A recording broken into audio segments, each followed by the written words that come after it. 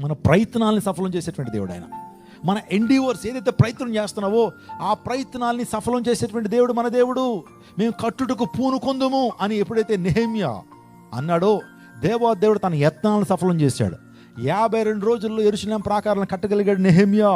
అనేకమైన అవాంతరాలు వచ్చినప్పటికీ కూడా తన జీవితంలో దేవుడు తన యత్నాల్ని, తన ప్రయత్నాలను సఫలం చేశాడు.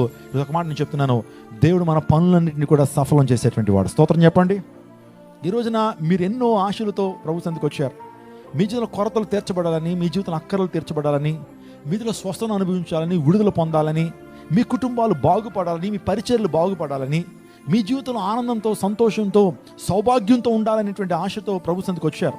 మీ ఆశలు నెరవేర్చబడితే ఎంతో సంతోషిస్తారు. మీరు మీ కోరికలు తీర్చబడితే ఎంతో సంతోషిస్తారు.